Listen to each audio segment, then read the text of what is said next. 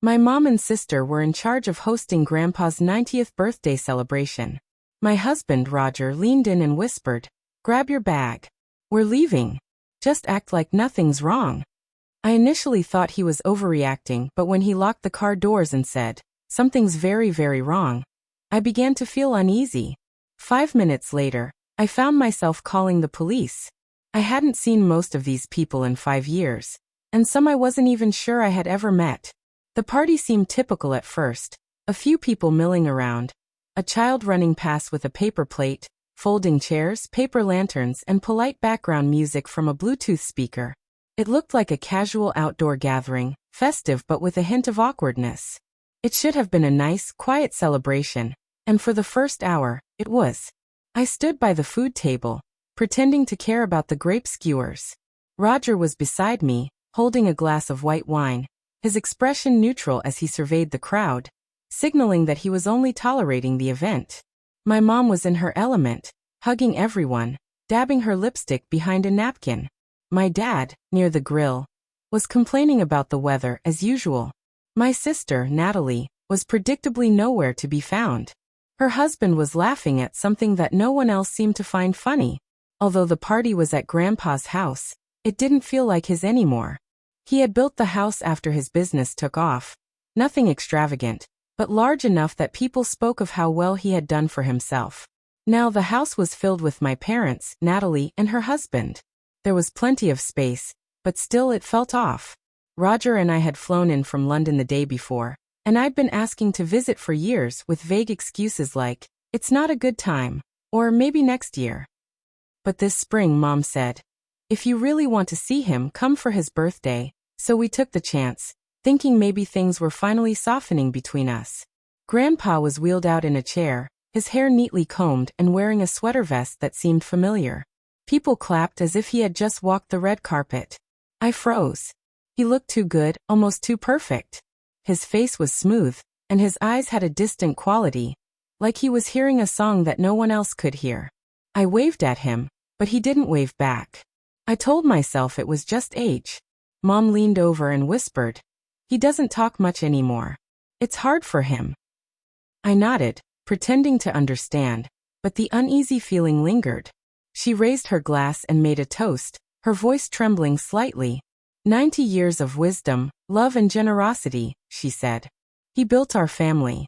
He gave us this life." Some of the guests wiped away tears, and a woman behind me whispered, "Beautiful." Roger didn't clap, which I noticed immediately. He was staring at Grandpa, or the man in the chair, I should say, as if he were memorizing every wrinkle. "Hey," I whispered, nudging him. "What's wrong?" He didn't answer. He just kept staring. "Roger." I tried again. That's when he leaned in and said, "Get your bag. We're leaving. Act like nothing's wrong." I actually laughed, thinking he was joking. But his face remained serious. "What are you talking about?" "We just got here," I said, but he didn't respond. His gaze remained fixed, his calmness unnerving. "Smile. Walk inside. Pack now." The urgency in his voice sent a cold chill down my spine. "Are you serious?" I asked, my hands trembling. But Roger didn't answer, already walking toward the house. I followed him upstairs, my heart pounding. I struggled with the zipper of my bag, trying to make sense of what was happening. If he's wrong, this is going to be embarrassing, I thought. But if Roger was right, I wasn't sure what would come next. We left the house without anyone stopping us, or even glancing up. At the car, Roger opened the passenger door for me, his actions deliberate, almost like a scene from a spy movie. Once we were both inside, he locked the doors. Gripping the steering wheel, he said, "That's not your grandfather." My mind raced, trying to process what he meant. For years, I had told myself that maybe I was imagining things. Maybe I was overly sensitive or dramatic. But then I recalled the day Natalie turned 18. The entire household acted as if she were boarding the Titanic. She stood at the door with a duffel bag, and everyone was in tears. Mom kept saying, "You don't have to go. We'll manage. Please just stay a bit longer." It felt like an overreaction for someone just going to college, but I had never received that kind of attention. It all clicked into place now, and I couldn't ignore the unsettling feeling anymore. 2 years ago, when I turned 18, my dad handed me a suitcase and gave me a simple nod. You're an adult now, he said. Time to build your life. No hugs, no tears, not even help with packing. I didn't want to sound bitter, but it stung. I packed up and went to college.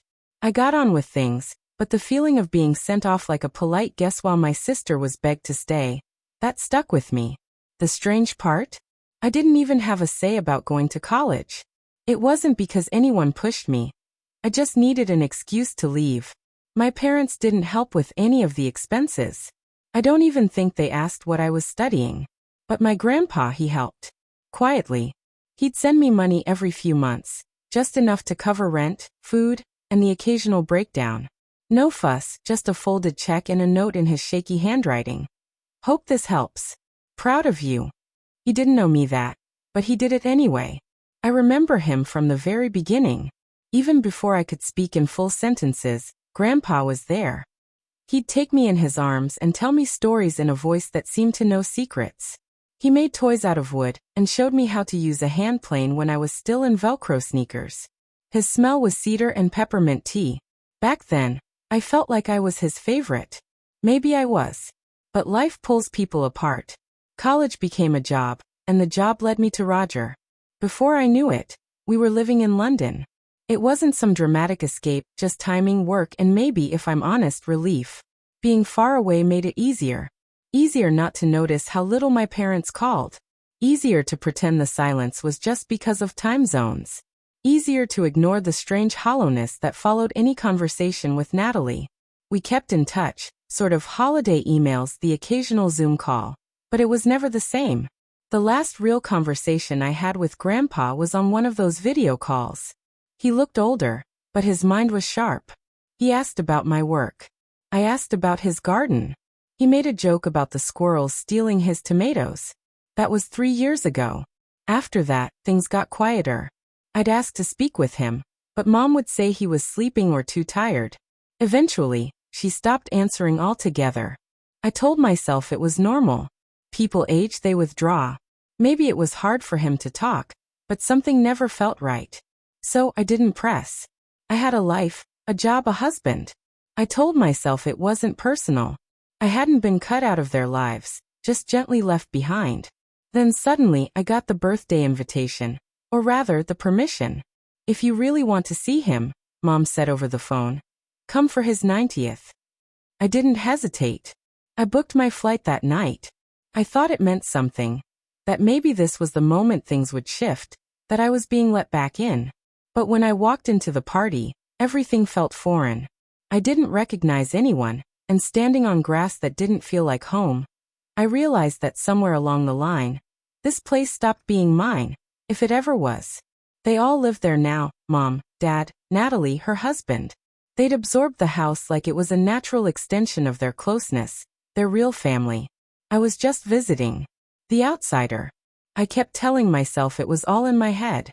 That I was projecting, being dramatic. But then Roger leaned in and whispered, get your bag. That's when nothing felt imaginary anymore.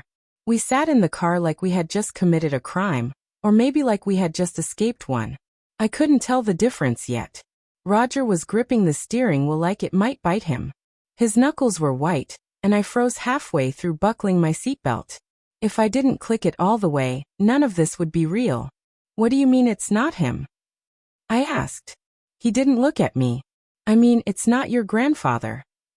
I stared at him, trying to make sense of his words. You think someone's wearing a mask? Like some Scooby-Doo villain? No. His ears are different, Roger said, finally meeting my eyes. I blinked. His ears? I felt sick. My stomach turned to water. My brain tried to reason with the situation. But what else could it be? Who else could it be? Roger looked back at the house. Your uncle? Didn't you say he looked a lot like your grandfather when he was younger? I did. I had. But that was years ago. And besides, my uncle wasn't even around. He wasn't at the party. Everything inside me stopped moving. The man in the wheelchair couldn't possibly be my grandfather. Could he? I hadn't spoken a word. Oh my God, I whispered, staring at him. He was wearing glasses and a beard. It seemed like makeup, not too much, but just enough. And those ears. Totally different, not even close. Roger. I murmured. I know, he replied. I know what I saw. My forehead touched the cold window, my breath fogging the glass as my heart hammered in my chest, threatening to break free. I didn't want to believe it. I wished I could go back to when this was just a strange party, and I was the unwanted guest, the daughter who didn't quite fit, the outsider. That reality felt so much safer. Then where is he? I asked, my voice trembling. Roger stayed silent. Where is he? The question hit me like a fever breaking. Everything around me started to shift. Awkward toasts, the crying, the nearly empty guest list, and how no one would let me near him. How he never said anything. And how every time I tried to get close, I was shut down. I haven't talked to him in 3 years, I said, almost to myself.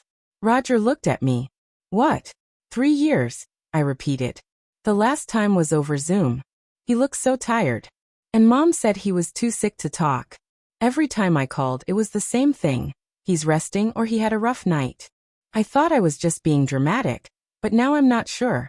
I think I've been screaming into a void this whole time. Roger nodded. I think you need to call someone. I stared at him. You mean the police? He nodded again. If we're wrong, we'll find out. I didn't move. I didn't even breathe. I was picturing my mom's face when I left, her tight smile, her eyes cold and distant, the slight shake of her head like I didn't belong in my own life. I'm going to ruin everything, I whispered.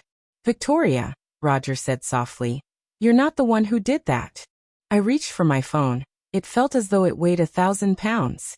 My thumb hovered over the screen. Then I dialed the police. They arrived quicker than I expected. 2 plainclothes officers, quiet and composed. They spoke to us outside the car, and I tried to explain everything as calmly as I could, though it wasn't easy. I know this sounds strange, but I think someone is pretending to be my grandfather. I don't know where he is, and I think something is wrong. They asked me more questions, calm but probing. They nodded, then walked toward the house, like they were delivering a package. I stayed in the car, watching. The party didn't stop immediately. No one screamed. No one ran. It was worse. Everything seemed to dim, like someone had turned the volume of reality down a few notches. People still held their glasses, still smiled, but their eyes darted around nervously, their shoulders tense. The officers started speaking to guests. I saw one of them approach my mom. She looked like she'd been hit with something heavy. Her face was pale. And then she became defensive, shaking her head and gesturing wildly. She was talking fast, but her hands stayed still. She wasn't touching anyone, not even Dad. He stood to the side, staring blankly at the hedge as if it held all the answers. The officers spoke to the man in the wheelchair. He didn't say anything, but they must have asked for identification. Mom went inside and returned with something in her hand, but it didn't change anything. The officers knelt once more, talking quietly. Their professionalism was almost unsettling. One officer stood and walked away, while the other remained. I could feel the tension tightening in the air. Eventually, the man in the wheelchair muttered something, nodded, and then the officers continued their work. One of them approached the car again. Can you stay nearby? We'll contact you soon. Is it him? I asked, my voice breaking. Is it my grandfather? He looked at me but didn't answer directly. We're still confirming some things. But you know it's not him. The words hit me harder than I expected. He didn't confirm it, but I understood. We'll be in touch, the officer said, then walked away. I sat in the car, each second feeling like an eternity, pressing down on me. Where is he? Where is he? I thought over and over. That night, my phone rang again. It was my mom. Furious, crying, maybe even screaming. I couldn't tell the difference. How could you? She shouted. You called the police on your own family. You think you're better than us because you moved away? I tried to speak, but the words wouldn't come. You don't understand, she continued, her voice cutting through the silence. You weren't there. You didn't witness what happened. We did what we had to do, for him, for all of us. What did you do? I asked, my voice breaking. Where is he?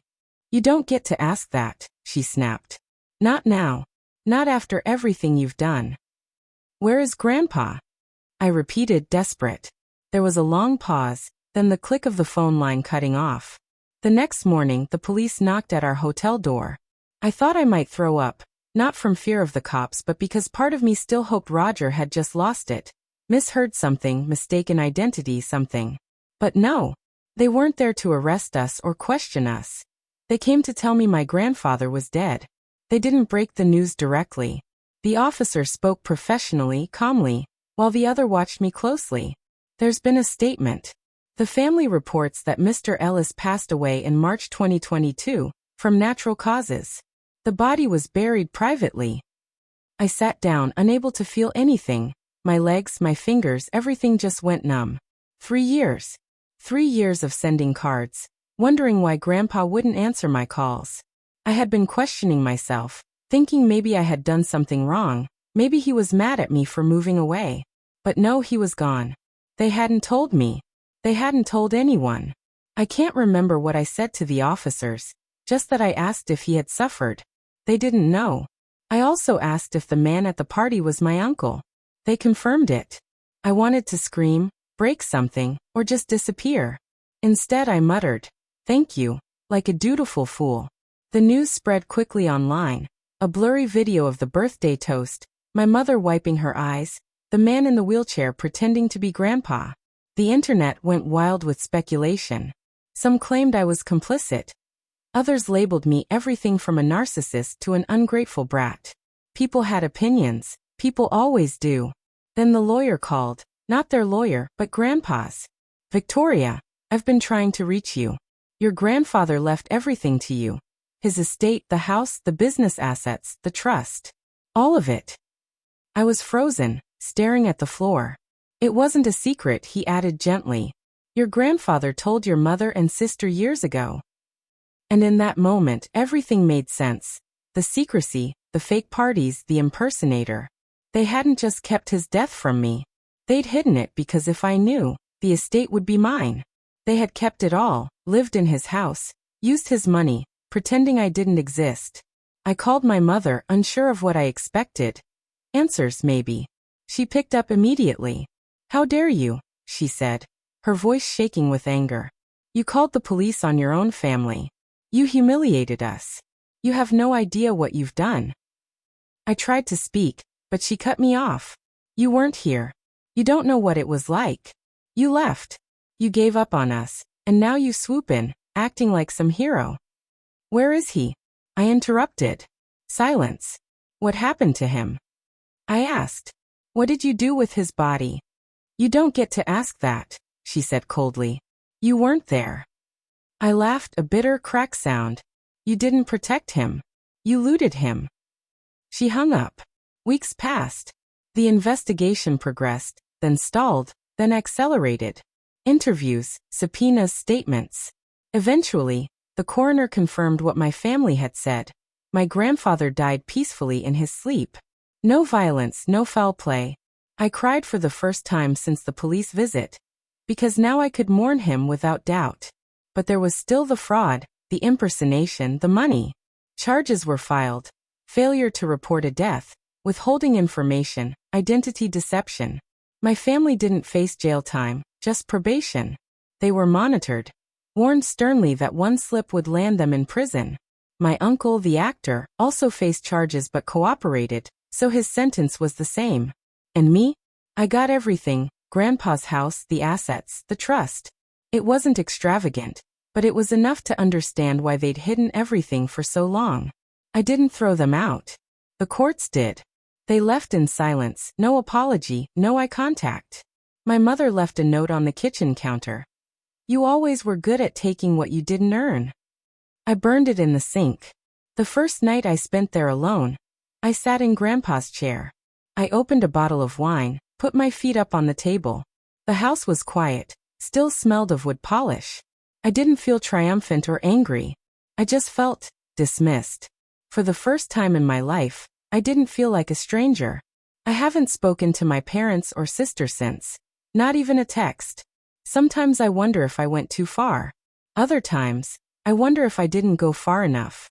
Let me know what you think, and if you want more stories like this, hit subscribe and tap the bell.